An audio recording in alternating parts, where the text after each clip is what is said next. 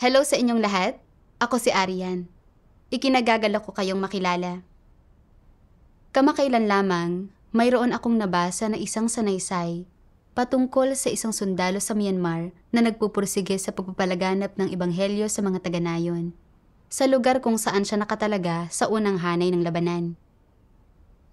Sa gitna ng isang tunay na nakakatakot na sitwasyon, kung saan ang kanyang mga kasama ay binihag, pinutol ang kanilang mga kamay at paa, at brutal na pinahirapan hanggang mamatay. Paano niya nagawang ipagpatuloy ang pagpapalaganap ng ebanghelyo? Pakinggan pa natin ang kanyang karanasan sa Ang Mga Araw ng Pangangaral Ko sa Unang Hanay. Noong Enero ng 2021, dalawa sa mga kasamahan kong sundalo ang nagbahagi sa akin ng ebanghelyo ng makapangyarihang Diyos. Tapos, sa pamamagitan ng mga pagtitipon at pagbabasa ng mga salita ng Diyos, natutunan ko na ang Diyos ay nagkatawang tao sa mga huling araw upang iligtas ang tiwaling sangkatauhan. At natutunan ko rin ang kahalagahan ng mga pagkakatawang tao ng Diyos. Hindi ko kailanman naisip na ang Diyos ay personal na magkakatawang tao upang magpakita at gumawa sa gitna ng sangkatauhan. Ito ay isang malalim na misteryo. At ito rin ang tunay na pagmamahal at pinakadakilang kaligtasan ng Diyos para sa sangkatauhan. Labis akong naantig. Hindi ko kailanman inakala na maririnig ko ang tinig ng Diyos at makikita ang kanyang pagpapakita at gawain. Pakiramdam ko ay napakapalad ko. At dahil dito, ay lalo kong nagustuhang dumalo sa mga pagtitipon. Sa pamamagitan ng pagbabasa ng mga salita ng Diyos at pakikipagbahaginan sa mga kapatid, nakita ko na ang pangangaral ng ebanghelyo ay responsibilidad ng lahat. At ito ang hinihingi ng Diyos sa atin. Ang pangangaral ng ebanghelyo ay pagpapatotoo sa Diyos, pagdadala sa mga tao sa harap ng Diyos. Tinutulutan silang makamit ang katotohanan at ang kaligtasan ng Diyos, habang nagdaragdag din sa listahan ng mabubuting gawa ng isang tao. Kung hindi ko ginawa iyon, mapapabayaan ko ang aking tungkulin bilang isang nilikha at hindi ako magiging karapat-dapat na kumain at uminom ng mga salita ng Diyos. Sa sandaling naunawaan ko ang lahat ng iyon, talagang nasabik akong ibahagi ang ebanghelyo. Nais ko ring gumawa kasama ang Diyos at ibahagi ang ebanghelyo ng kaharian sa mas maraming tao. Pagkatapos niyon, isinasagawa ko ang pagbabahagi ng ebanghelyo tuwing may libreng oras ako. Pagkatapos, noong Oktubre, inilipat ako sa brigada na nagkataong may isang brother na nagngangalang Neon na nananampalataya rin sa makapangyarihang Diyos. Nakipagtulungan ako sa kanya para ibahagi ang ebanghelyo sa mga kapwa ko sundalo.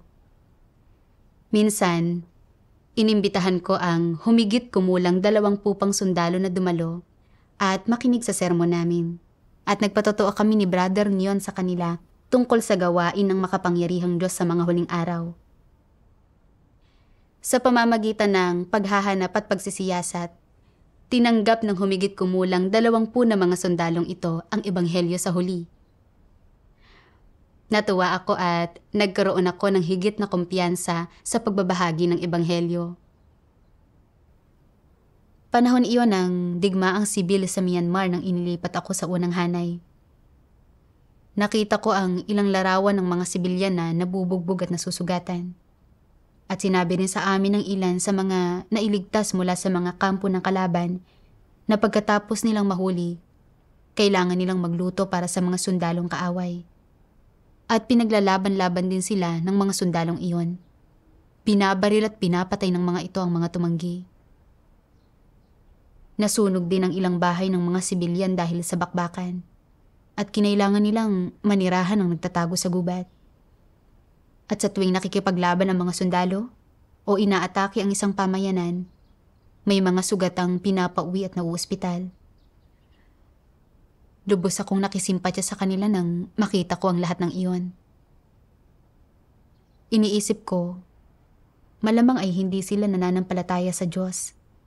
At kung walang pananalig, hindi nila alam kung nasa kaninong mga kamay ang kapalaran ng mga tao o kung sino ang kanilang maaasahan para makakuha ng proteksyon. Kung maibabahagi ko ang ebanghelyo sa kanila at madadala sila sa harap ng Diyos, magagawa nilang manalangin sa Diyos at basahin ang kanyang mga salita para maunawaan ang katotohanan at magkakamit sila ng proteksyon ng Diyos. Nagkaroon ng kaunting bigat sa puso ko dahil sa mga isiping ito. Gusto kong pumunta sa pamayanan para ipangaral ang ebanghelyo at dalhin sila sa harap ng Diyos. Ngunit hindi ako pamilyar sa kalupaan ng unang hanay at hindi ko alam kung saan nagtatago ang mga kalaban na sundalo. Ang lumabas para ipangaral ang ebanghelyo sa gayong sitwasyon, kung makakatagpo ako ng mga hukbo ng kalaban, may posibilidad na mahuli o mapatay ako. Natakot talaga ako. Nagdasal ako sa Diyos para itanong kung ano ang dapat kong gawin. Pagkatapos, naisip ko ang mga salita ng Diyos. Alam mong ang lahat ng bagay sa iyong kapaligiran ay naroon dahil sa aking pahintulot. Ako ang nagsasaayos nitong lahat. Tingnan ito ng malinaw at bigyang kasiyahan ang aking puso sa kapaligirang ibinigay ko na sa iyo.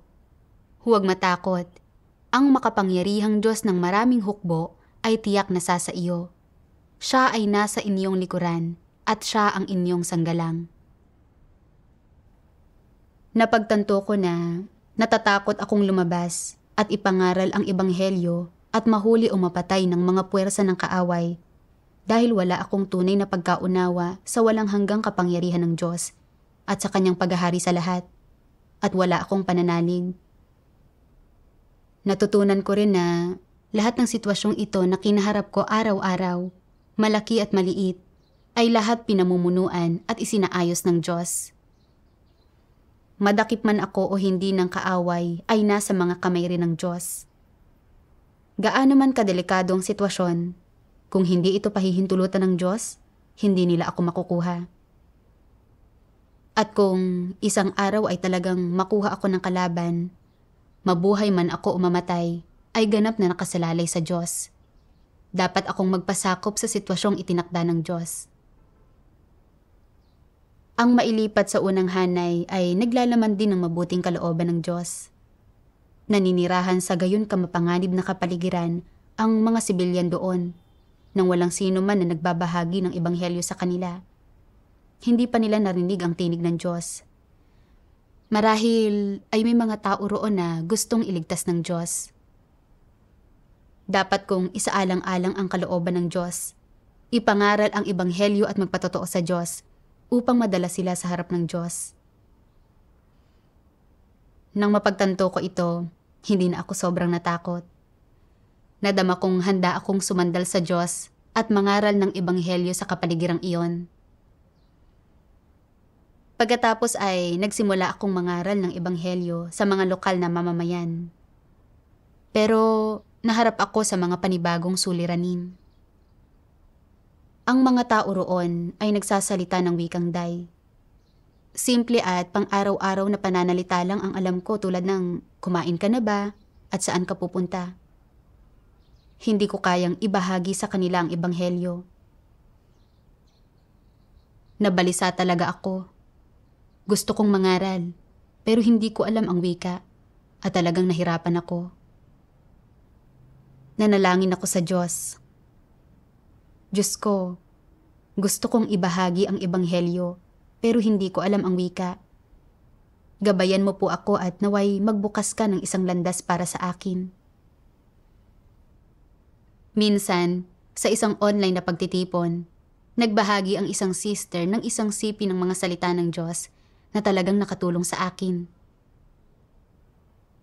Sabi ng makapangyarihang Diyos, ginagawang perpekto ng Diyos yaong mga tunay na nagmamahal sa Kanya at lahat ng naghahangad sa katotohanan sa maraming iba't ibang kapaligiran. Binibigyan niya ng kakayahan ang mga tao na maranasan ang Kanyang mga salita sa pamamagitan ng iba't ibang kapaligiran o pagsubok, at upang sa gayon ay magtamo ng pagkaunawa sa katotohanan, tunay na kaalaman tungkol sa Kanya, at upang sa huli ay matamo ang katotohanan. Yaong mga hindi lumalakad sa maliwanag na landas ng paghahangad sa katotohanan, ay habang buhay na mabubuhay sa ilalim ng nasasakupan ni Satanas, sa walang hanggang kasalanan at kadiliman, at nang walang pag-asa. Kaya ba ninyong unawain ang kahulugan ng mga salitang ito? Dapat kong hangarin ang katotohanan at gampanan ang aking tungkulin ng buong puso at pag-iisip ko.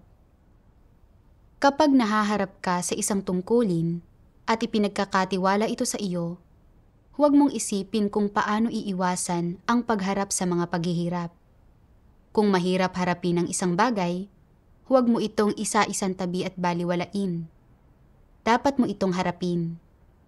Dapat mong tandaan sa lahat ng oras na kasama ng mga tao ang Diyos. At kailangan lang nilang manalangin at maghanap sa Kanya kung mayroon silang anumang paghihirap. At nasa piling ng Diyos, walang bagay na mahirap. Dapat kang magkaroon ng ganitong pananampalataya.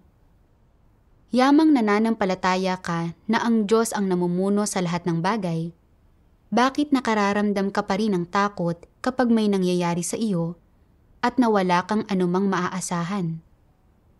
Nagpapatunay ito na hindi ka umaasa sa Diyos. Kung hindi mo siya ituturing bilang suporta mo at Diyos mo, hindi siya ang Diyos mo. Sa tunay na buhay, anumang sitwasyon ang iyong hinaharap, dapat kang madalas na lumapit sa harap ng Diyos upang manalangin at hanapin ang katotohanan. Kahit na nauunawaan mo ang katotohanan at mayroon kang nakakamit na anuman tungkol sa kahit isang bagay lang bawat araw, hindi ito magiging oras na nasayang. Nang mabasa ko ang siping iyon, naging malalim na nakabaon sa puso ko na ang Diyos ay kasama ko. Sa harap ng mga paghihirap, kailangan ko lang na taus-pusong manalangin at sumandal sa Diyos at gagabayan niya ako. Walang imposible sa Diyos, kaya dapat akong magkaroon ng pananalig. Ang pangangaral ng Ebanghelyo ay tungkulin ko. Hindi ako pwedeng umurong dahil lang sa hindi ko alam ang wika. Kailangan ko pa rin gawin ang lahat ng aking makakaya. Dahil pinili kong ipalaganap ang Ebanghelyo para palugurin ang Diyos. Gaano man kahirap ito, kailangan kong sumandal sa Kanya at tuparin ang aking tungkulin. Nang mapag-isipan ko ang mga bagay na ito, nadama kong handa akong magsumikap para dito. At sa tuwing bago ako lumabas para mangaral, nagdarasal ako sa Diyos. Hinihiling sa Kanya na gabayan ako. Sinimulan kong makipag-usap sa mga taga-nayon. Pinapatugtog ang Die Evangelical at mga recording ng patotoo para sa kanila.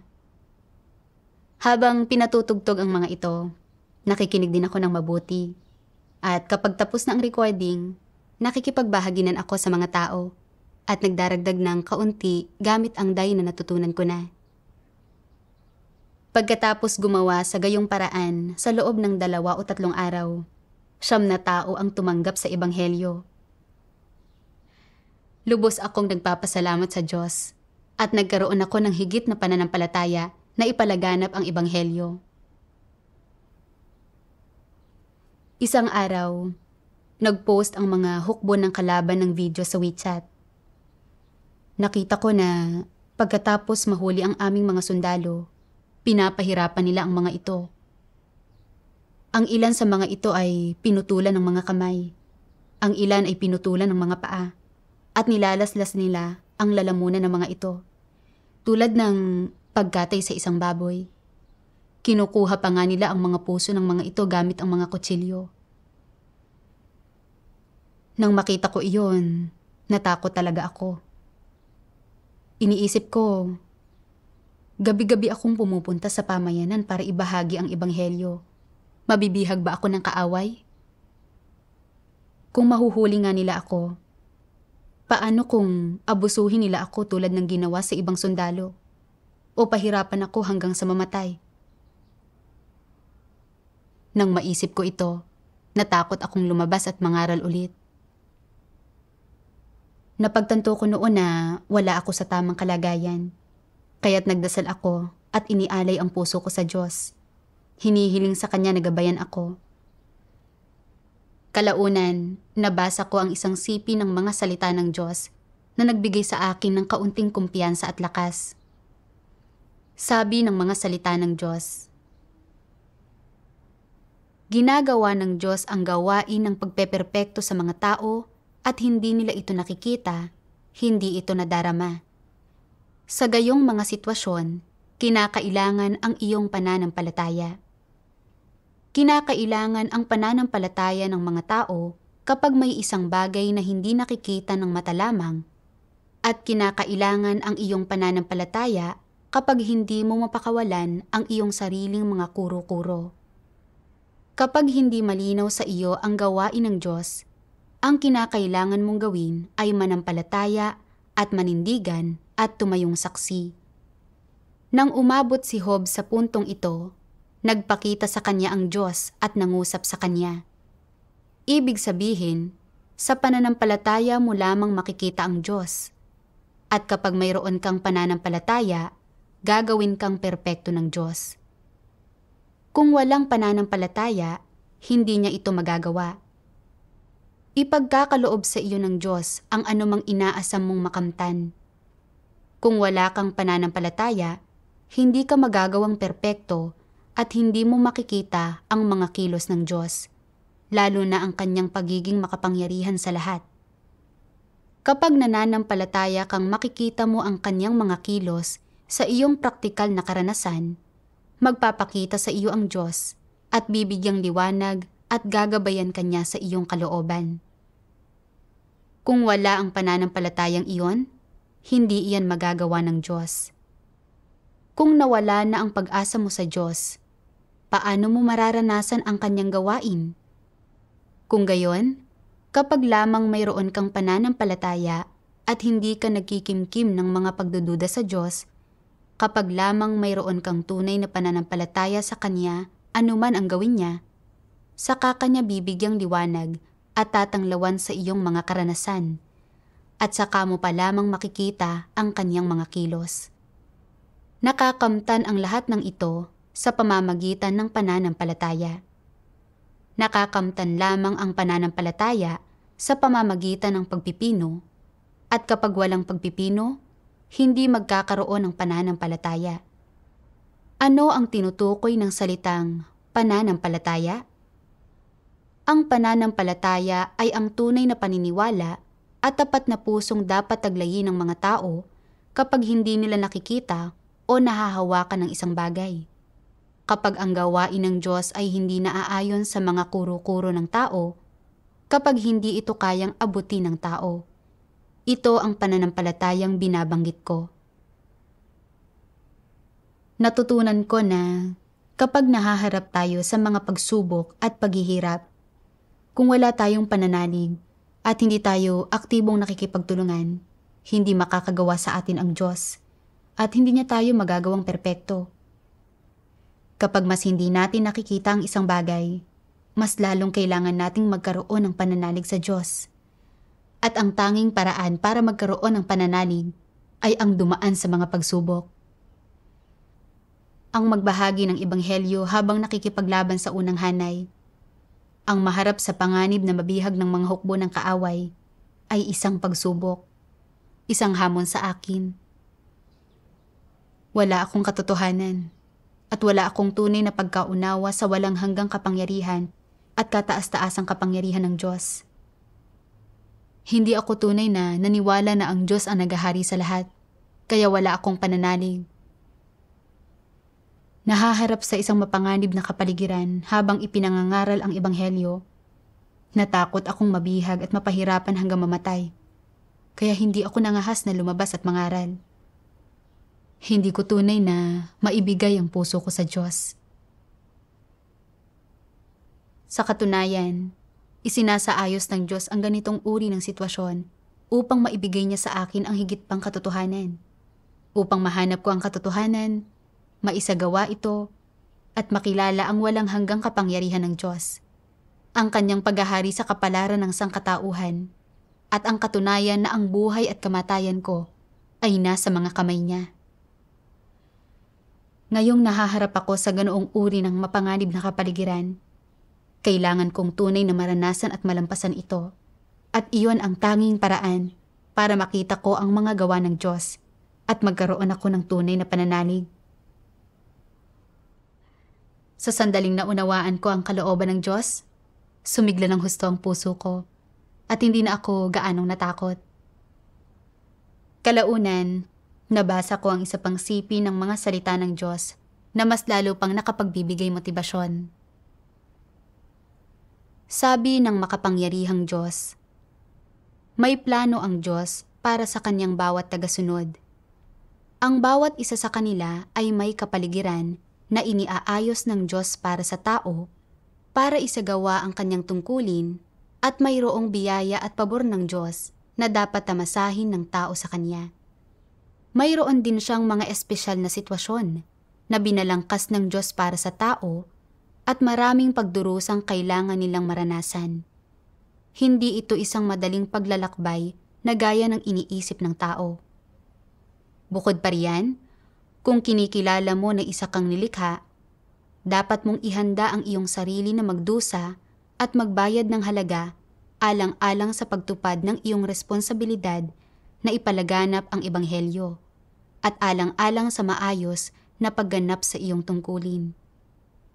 Maaaring ang kabayaran ay ang pagdanas ng ilang pisikal na karamdaman o paghihirap o pagdusahan ang mga pag-uusig ng malaking pulang dragon o ang mga maling pagkaunawa ng mga taong makamundo, gayon din ang mga paghihirap na pinagdaraanan ng isang tao kapag nagpapalaganap ng ebanghelyo. Ang maipagkanulo, mabugbog at mapagalitan, makondena, ang dumugin pa nga at malagay sa panganib ang buhay. Posible, habang nagpapalaganap ng ebanghelyo, na mamamatay ka bago matapos ang gawain ng Diyos at na hindi ka na mabubuhay upang masilayan ang araw ng kaluwalhatian ng Diyos. Dapat kang maging handa rito. Hindi ito para takutin kayo. Ito ay katotohanan. Paano namatay ang mga disipulo ng Panginoong Hesus?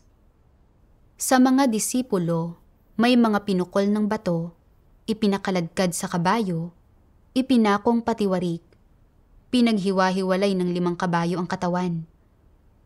Sinapit nila ang lahat ng uri ng kamatayan. Ano ang dahilan ng kanilang kamatayan? Naaayon ba sa batas ang pagpatay sa kanila dahil sa kanilang mga krimen? Hindi. Sila ay kinondena, binugbog, binulyawan, at pinatay dahil ipinalalaganap nila ang ebanghelyo ng Panginoon at tinanggihan ng mga tao ng mundo. Ganyan kung paano sila minartir. Ang totoo, ganito namatay ang kanilang mga katawan at sumakabilang buhay. Ito ang paraan nila ng paglisan sa mundo ng tao.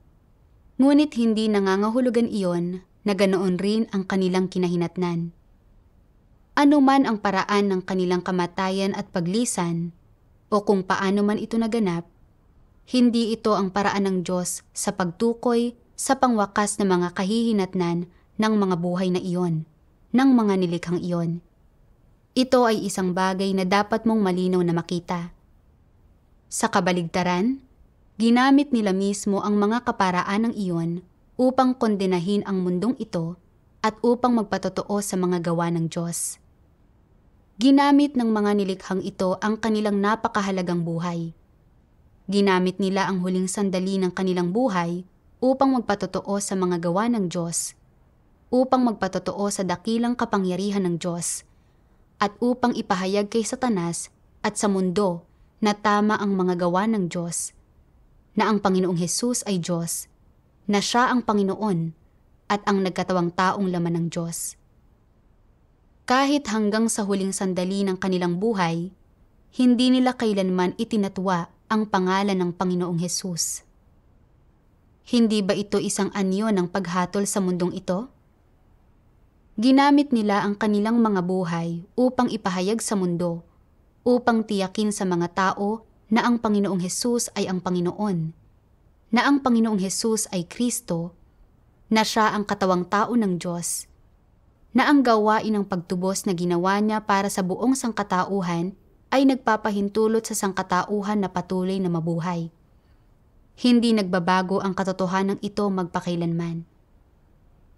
Yaong mga naging martir dahil sa pagpapalaganap ng Ebanghelyo ng Panginoong Hesus, hanggang sa anong punto nila tinupad ang kanilang tungkulin? Hanggang sa pinakahuling punto ba? Paano na ipakita ang pinakahuling punto? Inialay nila ang kanilang buhay. Tama iyan. Buhay nila ang kanilang naging kabayaran. Pawang panlabas na mga bagay ang pamilya, kayamanan, at ang materyal na mga bagay sa buhay na ito. Ang tanging bagay na may kaugnayan sa sarili ay ang buhay. Sa bawat nabubuhay na tao, ang buhay ang bagay na pinakakarapat-dapat na pakaingatan. Ang pinakamahalagang bagay at, sa katunayan, nagawa ng mga taong ito na ialay ang pinakamahalagang pag-aari nila, ang buhay, bilang patunay at patotoo sa pagmamahal ng Diyos sa sangkatauhan. Hanggang sa araw na sila ay mamatay, hindi nila itinatwa ang pangalan ng Diyos, at hindi rin nila itinatwa ang gawain ng Diyos, at ginamit nila ang kanilang mga huling sandali ng buhay upang magpatotoo sa pag-iral ng katunayang ito. Hindi ba ito ang pinakamataas na anyo ng patotoo? Ito ang pinakamahusay na paraan ng pagganap ng isang tao sa kanyang tungkulin. Ito ang pagtupad ng isang tao sa kanyang pananagutan. Nang pagbantaan at takutin sila ni Satanas, at sa huli, kahit pa nang ipabayad sa kanila ang kanilang mga buhay, hindi nila tinalikdan ang kanilang responsibilidad. Ito ang kahulugan ng pagtupad ng isang tao sa tungkulin hanggang sa pinakasukdulang punto. Ano ang ibig kong sabihin dito? Ibig ko bang sabihin na gamitin ninyo ang ganoon ding paraan upang magpatotoo sa Diyos at upang maipalaganap ang kanyang ebanghelyo? Sadyang hindi kinakailangang gawin mo ang ganoon. Ngunit dapat mong maunawaan na ito ay iyong pananagutan, na kung kinakailangan ng Diyos na gawin mo ito, dapat mo itong tanggapin bilang iyong obligasyon. Napagtanto ko na lahat tayo na nakakasunod sa Diyos ay dahil sa kanyang paghahari at pagsasaayos, at nagtatakda rin siya ng mga kondisyon kung saan nagagawa ng bawat isa sa atin ang ating tungkulin. Sa pangangaral ng Ebanghelyo, nakatakda tayong humarap sa lahat ng uri ng sitwasyon at panganib. Ang ilan ay pinapahiya, ang ilan ay binubugbog at sinisigawan, ang ilan naman ay ipinapasa sa otoridad ni Satanas at pinagmamalupitan, at ang iba ay namamatay pa nga. Ngunit anuman ang sitwasyon, isa akong nilikha, at dapat kong tuparin ang aking tungkulin sa lahat ng oras. Ang pangangaral ng Ebanghelyo ang misyon ko sa buhay, ang responsibilidad ko. Gaano man ito kahirap, kahit kailangan kong magbayad ng buhay ko, dapat kong gawin ang aking tungkulin at tuparin ang aking responsibilidad. Naisip ko ang mga disipulo na sumunod sa Panginoong Hesus sa kapanahunan ng biyaya. Naharap din sila sa maraming panganib para ipalaganap ang ebanghelyo ng Panginoon. Ang ilan ay binugbog at sinigawan, ang ilan ay kinulong, at ang ilan ay ipinako sa krus. Pinahirapan hanggang sa halos mamatay na, habang nananatili silang ganap na buhay. Pero hindi sila nagreklamo o tumalikod sa kanilang responsibilidad at tungkulin. Sa huli, sumunod sila hanggang kamatayan, nagpapatotoo sa mga gawa ng Diyos at sa dakilang kapangyarihan ng Diyos gamit ang mismong buhay nila. Ipinapahiya ang diablong si Satanas. Hindi sila namatay dahil sa may ginawa silang masama, kundi iyon ay upang magpatotoo sa pangalan ng Diyos at na ang Panginoong Hesus ang Panginoon ng sangnilikha. Nagbayad sila ng sarili nilang buhay para ibahagi ang ebanghelyo ng Diyos at magpatotoo sa Kanya. Iyon ang pinakamakabuluhang bagay. tinupad nila ang kanilang responsibilidad. Sinasang-ayunan ng Diyos ang gayong uri ng nilikha. At bagamat namamatay ang kanilang katawan, ang kanilang mga kaluluwa ay nasa mga kamay ng Diyos at nasa ilalim ng pagsasaayos ng Diyos. Pinagnilayan ko rin ang sarili ko. Kapag may kinalaman sa kamatayan, natatakot ako at ayaw kong lumabas para ibahagi ang ebanghelyo. Iniisip ko pa rin ang pansarili kong kaligtasan. Ang tunay kong minamahal ay ang sarili kong buhay. Inakala kong kaya kong kontrolin ang aking kapalaran, na hanggat hindi ako lumalabas at nangangaral, hindi ako mahaharap sa panganib o kamatayan. Pero ngayon, naiintindihan ko na. Hindi ako magiging ligtas dahil lang sa hindi ako nagbahagi ng ebanghelyo. Itinalaga ako sa posisyon na magbantay, nalikas na mapanganib, at maaari akong matambangan. At saka, kapag lumalabas kami para kumuha ng tubig o bumili mula sa mga lokal, mapanganib din iyon. Maaari kaming atakihin ng mga sundalong kaaway anumang oras. Ang buhay ko ay hindi isang bagay na kaya kong kontrolin ng mag-isa. Mahuli man kami ng kaaway, ay ganap na nasa mga kamay ng Diyos. Kung hindi niya ito pahihintulutan, hindi ako mabibihag kahit na lumabas ako para mangaral. Kung talagang hahayaan ng Diyos na may mangyari, maaari pa rin akong matambangan o mabihag ng kalaban kahit na hindi ako lumabas para mangaral. Isa akong nilikha na dapat magpasakop sa mga pangangasiwa at pagsasaayos ng Diyos. Ano man ang mangyari, dapat kong ipagpatuloy ang pangangaral ng ebanghelyo at gawin ang aking tungkulin.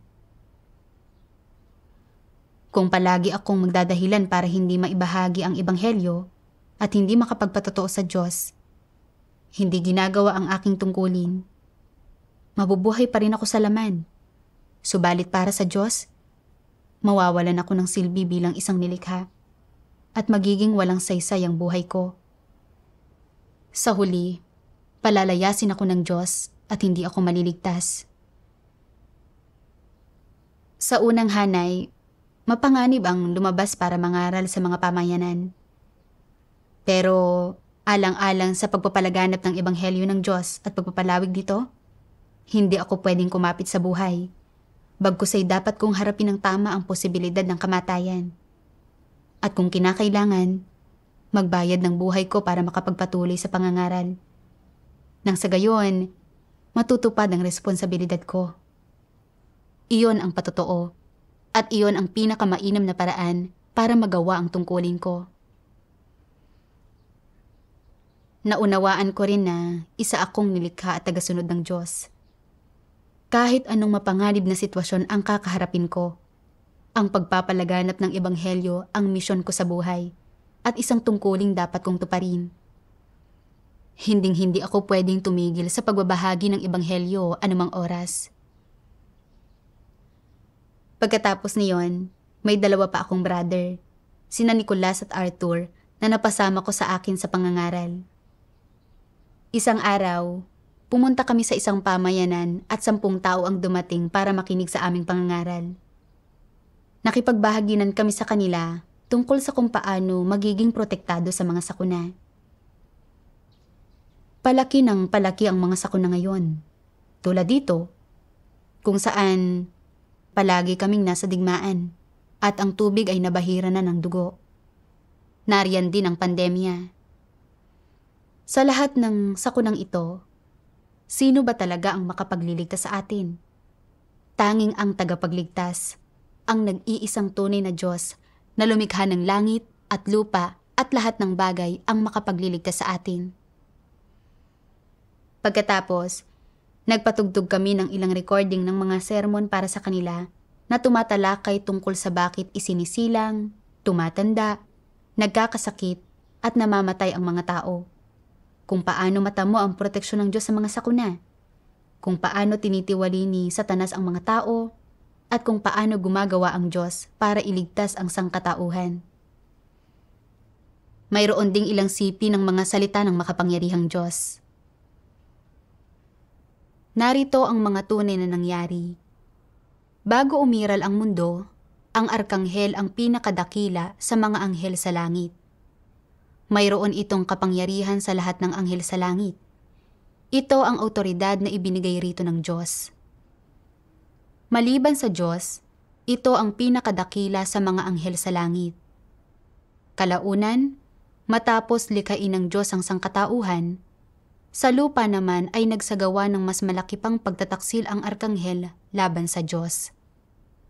Sinasabi ko na ipinagkanulo nito ang Diyos dahil nais nitong pamahalaan ang sangkatauhan at lampasan ang awtoridad ng Diyos. Ang arkanghel ang nanukso kay Eva na magkasala at ginawa ito dahil nais nitong itatag ang kaharian nito sa lupa at patalikurin ang sangkatauhan sa Diyos at sa halip ay sundin nila ang arkanghel. Nakita ng arkanghel na maaari itong sundin ng napakaraming bagay. Magagawa iyon ng mga anghel, gayon din ng mga tao sa ibabaw ng lupa. Ang mga ibon at hayop, mga puno, kagubatan, kabundukan, mga ilog, ang lahat ng bagay sa ibabaw ng lupa ay nasa pangangalaga ng mga tao. Ibig sabihin, nina Adan at Eva. Samantalang sinunod ni Adan at Eva ang arkanghel. Sa gayon, ay hinangad ng arkanghel na lampasan ang otoridad ng Diyos at pagtaksilan ang Diyos. Pagkatapos niyon, pinamunuan nito ang maraming anghel na maghimagsik laban sa Diyos, na kalaunan ay naging iba't ibang uri ng maruruming espiritu. Hindi ba sanhi ng katiwalian ng arkanghel ang pag-unlad ng sangkatauhan hanggang sa araw na ito? Naging ganito lamang ang sangkatauhan ngayon dahil pinagtaksila ng arkanghel ang Diyos at ginawang tiwali ang sangkatauhan. Una sa lahat, dapat maunawaan ng mga tao kung saan nanggagaling ang pighati ng kapanganakan, katandaan, sakit at kamatayan sa tanang buhay nila at kung bakit dinaranas ng tao ang mga bagay na ito. May ganito na ba ng unang likhain ang tao? Saan nanggaling ang mga kapighatiang ito? Nagkaroon ng ganitong mga kapighatian pagkatapos na tuksuhin ni Satanas ang tao at matapos na mahulog dulot ng pagsunod ng tao sa katiwalian ni Satanas. Ang kapighatian ng laman ng tao, ang mga problema at kahungkagan at lahat ng masasalimuot na bagay sa mundo ng tao. Lumitaw lahat ito matapos gawing tiwali ni Satanas ang tao. Pagkatapos gawing tiwali ni Satanas ang tao, sinimulan na ni Satanas na pahirapan ang tao, kaya lalo pang nalugmok ang tao, lalong tumindi ang kanyang sakit, lalong tumindi ang kanyang kapighatian, at lalo siyang nagkaroon ng pakiramdam na hungkag at miserable ang mundo, na imposibleng patuloy na mabuhay sa mundong ito at na ang mabuhay sa mundong ito ay lalong nagiging walang kapag-apag-asa. Kaya ang kapighatiang ito ay pawang dulot ni Satanas sa tao at ang pagkabagsak na naging bunga ng gawing tiwali ni Satanas ang tao. Darating ang lahat ng uri ng sakuna, sunod-sunod. Daranas ng mga kalamidad ang lahat ng bansa at lugar. Ang salot, taggutom, baha, tagtuyot, at mga lindol ay nasa lahat ng dako.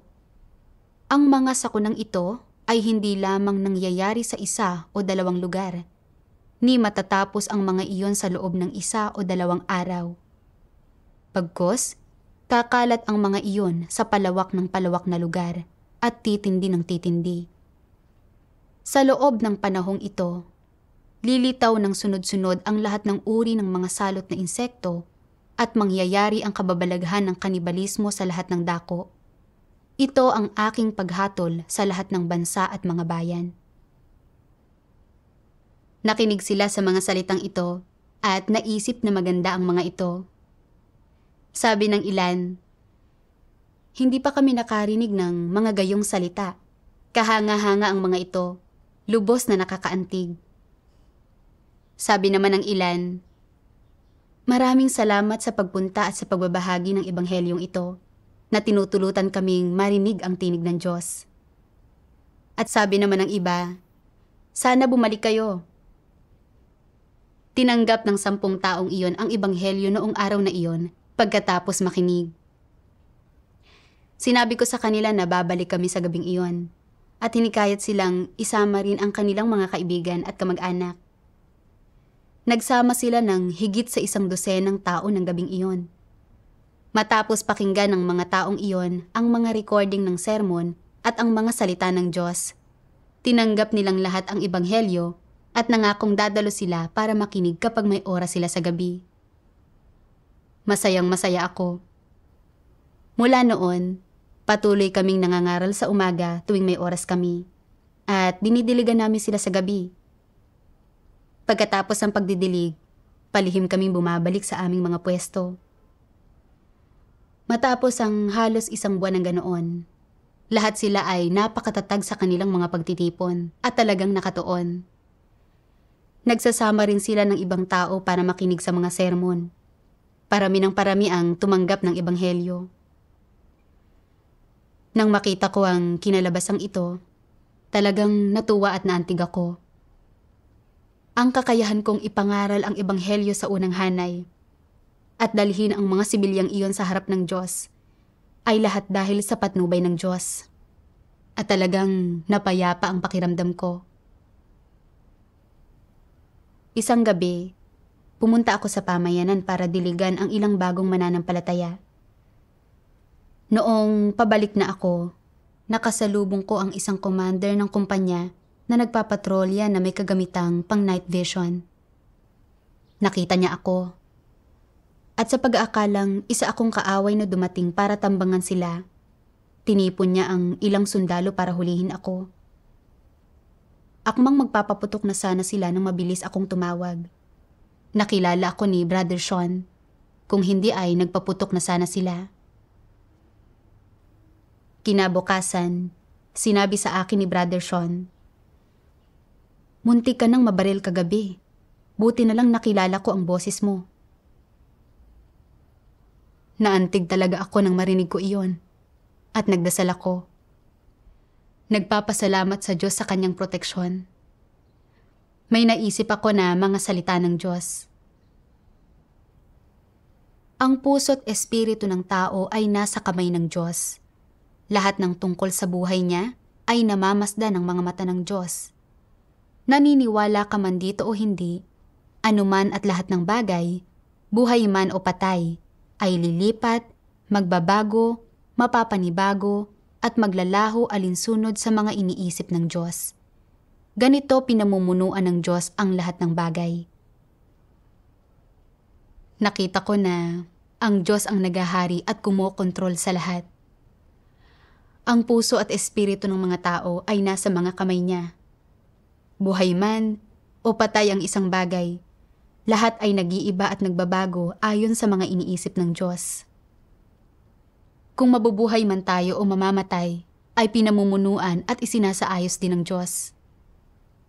Paputukan man ako o hindi kagabi ng mga kasamahan kong sundalo, ay nasa mga kamay rin ng Diyos. Ang pagkakatagpo ko kay Brother Sean ay nasa ilalim din ng kataas-taasang kapangyarihan ng Diyos. Nagkataong nakilala niya ang boses ko kaya hindi sila nagpaputok.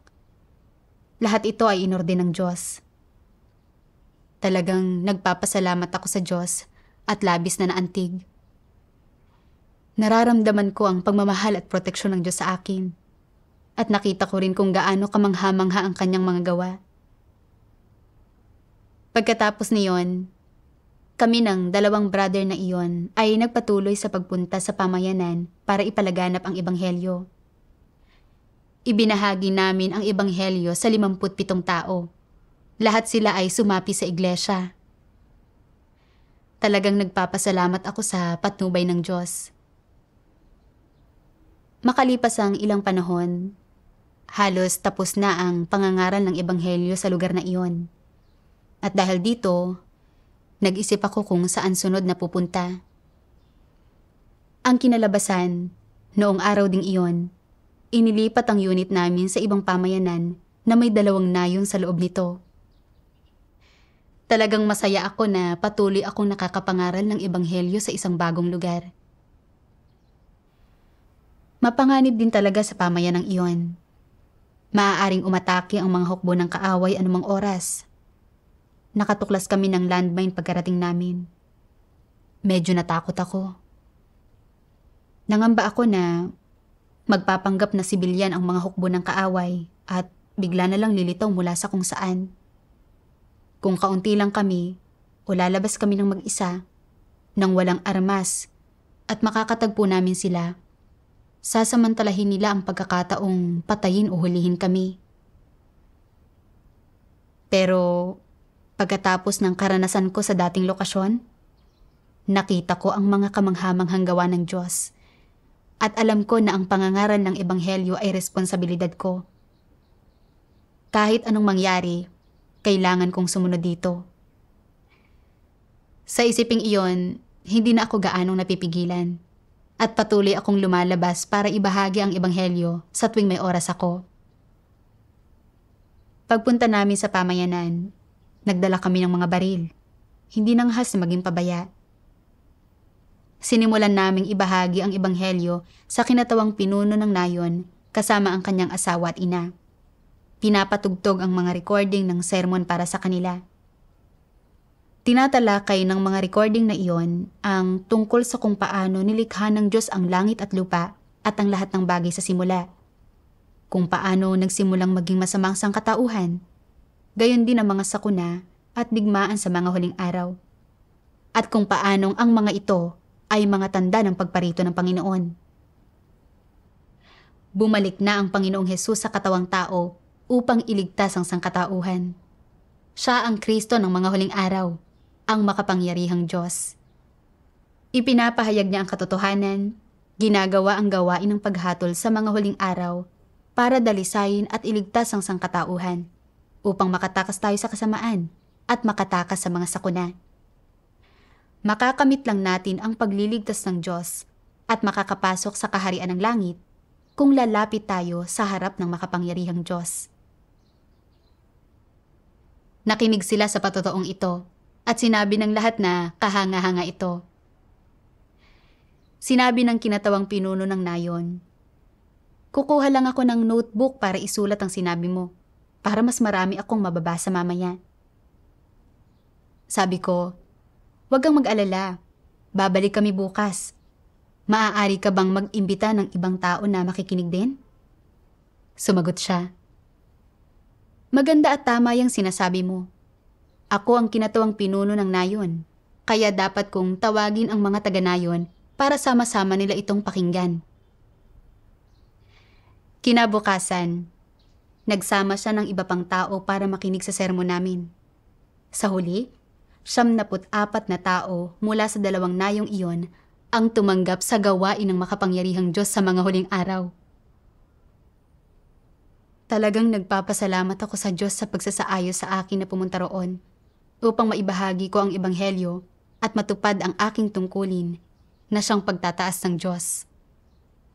Nadama ko ang labis na pasasalamat sa Diyos. Ang pagdaanan ang lahat ng iyon ay nagbigay sa akin ng personal na karanasan na ang Diyos ang namumuno sa kapalaran ng mga tao at na ang buhay at kamatayan natin ay nasa mga kamay niya. Nagbigay din ito sa akin ng mas praktikal na pagkaunawa sa walang hanggang kapangyarihan at kataas-taasang kapangyarihan ng Diyos. Noong hindi pa ako dumating sa unang hanay, alam kong delikado ang pagiging sundalo. At nagdasal ako at inilagay ang buhay at kamatayan ko sa mga kamay ng Diyos. Pero hanggang sa maranasan ko talaga ito, hindi ko nakita kung gaano kaliit ang pananalig ko sa Diyos. At sa tuwing nahaharap ako sa isang mapanganib na sitwasyon at natatakot ako at walang pananalig, ang mga salita ng Diyos ang nagpatibay at gumabay sa akin. Binibigyan ako ng pananalig at lakas. Iyon lang ang dahilan kung bakit hindi ako umurong at hindi ko tinalikuran ang aking tungkulin. Talagang nagpapasalamat ako sa Diyos dahil binigyan niya ako ng ganoong karanasan. Saan man ako mapunta sa hinaharap, gaano man kamapanganib ang lugar, ang pagpapalaganap ng Ebanghelyo ng Diyos ang misyon ko sa buhay. Kailangan kong magkaroon ng pananalig sa Diyos. Ibigay ang puso ko sa Kanya at gawin ang aking tungkulin bilang isang nilikha. Salamat sa makapangyarihang Diyos. Hanggang dito na lamang ang sanaysay na ito. Salamat sa inyong lahat sa panonood at hanggang sa muli.